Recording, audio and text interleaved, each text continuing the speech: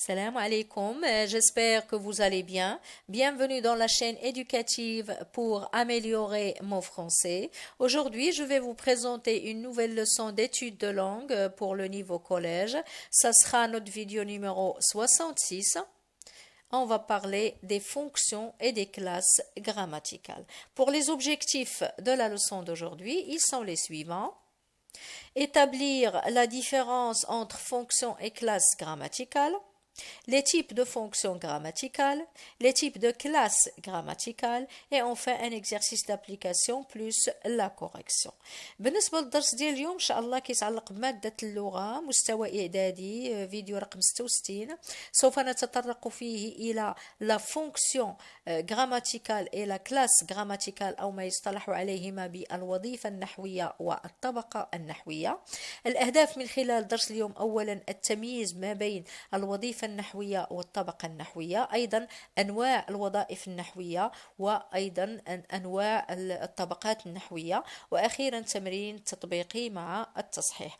Donc, pour définir la fonction et la classe grammaticale, on doit dire d'abord qu'il n'y a aucun rapport entre la fonction grammaticale et la classe grammaticale. Il n'y a rien à voir. La fonction n'a rien à voir avec la classe. Donc, la fonction, c'est le rôle, la mission ou la tâche que doit accomplir un mot dans la phrase. C'est le travail attribué à un certain mot dans une phrase. C'est son rôle, c'est sa mission. Ok? Tandis que la classe grammaticale, dit aussi nature, on peut dire la classe grammaticale ou bien la nature grammaticale, c'est la même chose. Elle désigne quoi? Elle désigne l'identité ou de ce qu'est le mot. Il identifie le caractéristique de mot. Donc, on va donner un exemple et ça va être clair. Regardez, Mehdi présente son invention.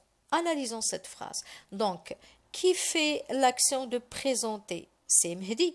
Donc Mehdi, c'est lui qui présente, c'est lui qui fait l'action. Donc Mehdi est le sujet dans la phrase. Présente, c'est le verbe.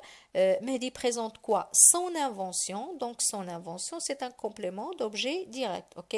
Donc la fonction de Mehdi dans cette phrase, c'est un sujet. Et quelle est sa classe grammaticale? La classe grammaticale de Mehdi, c'est un nom propre. Les noms propres peuvent être soit un nom propre de personne, soit un nom de ville, par exemple Casa, soit un nom de pays, le Maroc. Ok? Donc ici, la classe grammaticale de Mehdi, c'est un nom propre. Ok? Voyons la deuxième phrase.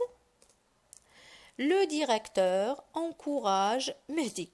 Donc le directeur fait quoi? Il encourage Mehdi. Donc le directeur, c'est lui qui fait l'action d'encourager.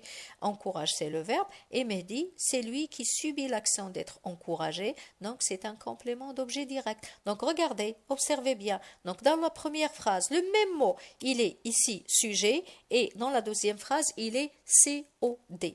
Ok? Donc la fonction change, au fur et à mesure de la position du mot dans la phrase. Tandis que la classe grammaticale dans la deuxième phrase, elle n'a pas varié. Il est toujours Mehdi, la classe grammaticale même dans la première ou bien la deuxième phrase, il est non propre. Ok? Donc à noter aussi que qu'on ne peut pas définir la fonction d'un mot que s'il se trouve dans la phrase. Donc la fonction, si je veux reconnaître la fonction d'un certain mot, je ne peux pas la reconnaître que si il est dans la phrase. Je dois positionner ce mot dans la phrase. Tandis que pour la classe grammaticale, il me suffit de voir le mot et reconnaître tout de suite, automatiquement reconnaître sa classe grammaticale, même s'il est dans la phrase ou bien il est seul. Ok? On passe. Les fonctions grammaticales. Il existe 3 fonctions grammaticales. Il y en a ceux qui se rapportent au nom, qui ont un rapport avec le nom, qui concernent le nom. Par exemple, l'épithète, la fonction d'épithète, la fonction de complément du nom, la fonction de complément de l'antécédent, la fonction de la position, tout ça, ce sont des fonctions qui se rapportent au nom. Ils peuvent être soit avant, soit après le nom.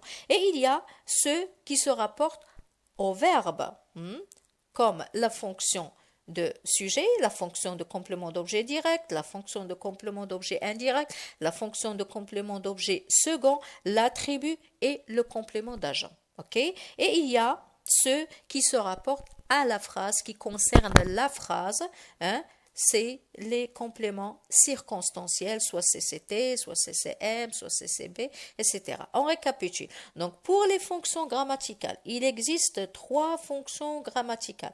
Il y en a ceux qui se rapportent au nom, ceux qui se rapportent au verbe et ceux qui se rapportent à la phrase. Ceux qui se rapportent à la phrase, on peut trouver les fonctions suivantes, soit épithète, soit complément du nom, soit complément de l'antécédent, soit la position. Et ceux qui se rapportent, c'est-à-dire ceux qui concernent le verbe, ils peuvent se mettre soit avant, soit après. Et on a la fonction de sujet, complément d'objet direct, complément d'objet indirect, complément d'objet second, l'attribut et le complément d'agent. Et enfin, il y en a les fonctions qui se rapportent à la phrase. Hein, ils concernent la phrase tout entière. Ils peuvent avoir la fonction des compléments circonstanciels, soit CCT, soit CCM, soit CCB, etc. Voilà, j'espère que j'étais claire. Donc, les fonctions grammaticales sont variables. Attention, les fonctions grammaticales sont variables. Ils peuvent être au masculin, au féminin, pluriel, singulier, etc. Ils ne sont pas invariables.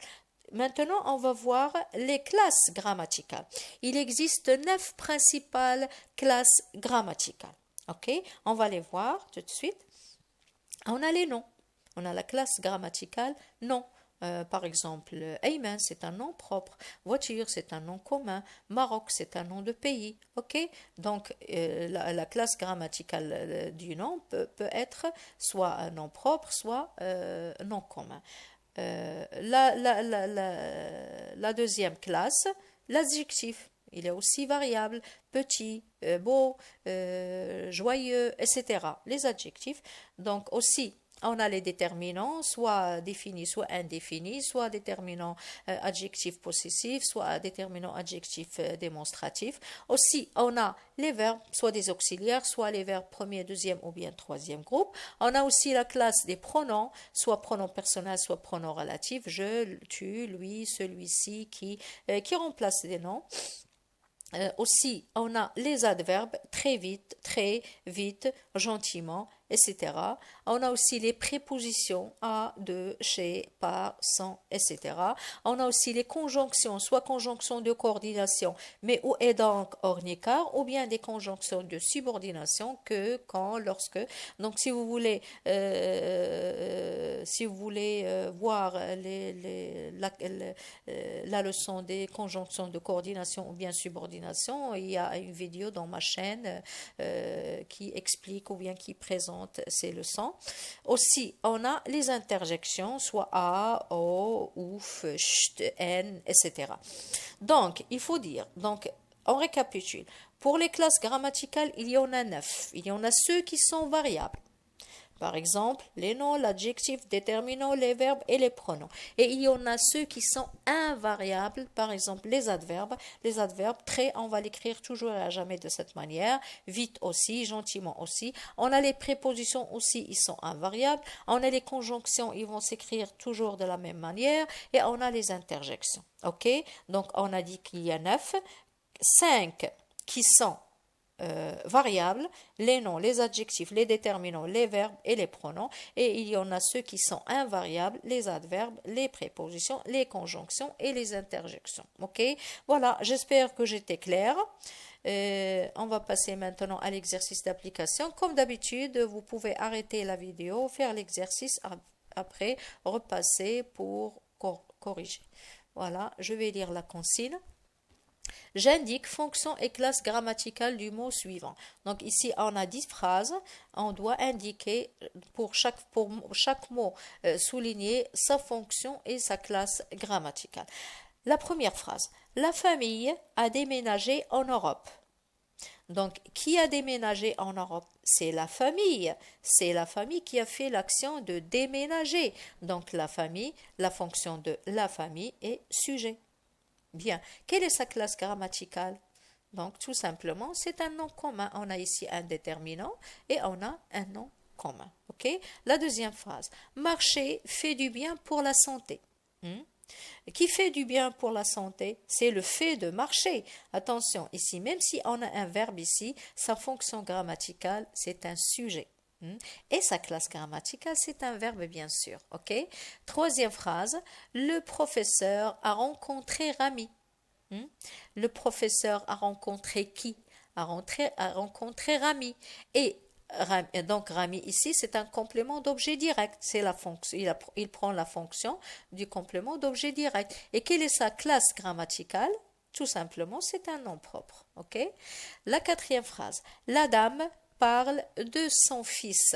La dame parle de qui? De son fils. Donc ici, on a une proposition entre le verbe et le complément. Donc il s'agit ici d'un complément d'objet indirect. Le voilà, c'est la fonction de complément d'objet indirect. Et la classe, c'est un nom commun. Ici, on a un adjectif possessif et on affiche un nom commun. 5. Ils ont acheté une grande maison. Ils ont acheté une grande maison. Donc ici, on voit bien que le mot souligné est un épithète, puisque entre maison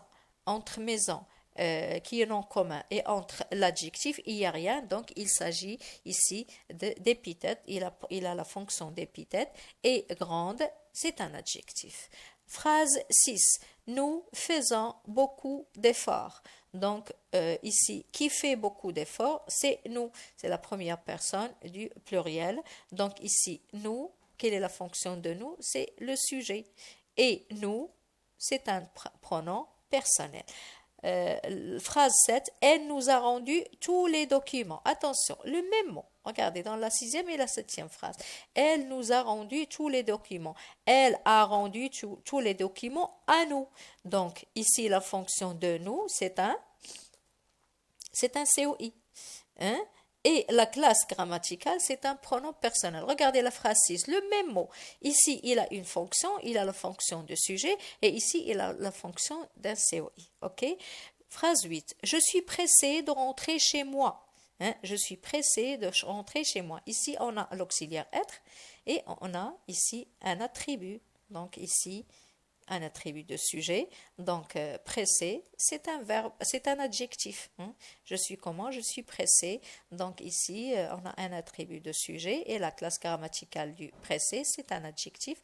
Et enfin, on a phrase 9. Elle a besoin d'une machine à coudre. Elle a besoin de quoi? Une machine à coudre. Donc ici, la machine, elle est de quoi cette machine? C'est une machine à coudre. C'est un complément du nom. On complète le nom qui est machine avec un complément du nom qui est à coudre. Et puisque ici on a une préposition, donc il y a la classe grammaticale, c'est une préposition. Et enfin, on a Pierre, mon voisin, est pilote de ligne. Donc ici, Pierre, c'est le sujet. Mon voisin aussi, il détermine Pierre. Donc ici, on a une apposition. Pierre, c'est mon voisin et mon voisin, c'est Pierre. Ça, on a une apposition. Et pour la classe grammaticale, mon voisin, c'est un nom commun. Voilà, j'espère que vous avez bien assimilé la leçon d'aujourd'hui qui est la différence entre fonction et classe grammaticale. J'espère aussi que j'ai su expliquer la leçon d'une manière très facile. Je vous remercie infiniment pour votre attention. Si vous avez bénéficié de ma leçon, merci de laisser un commentaire. Et pour améliorer votre français, abonnez-vous sur ma chaîne. Vous êtes les bienvenus. À bientôt. Wa fi amanillah.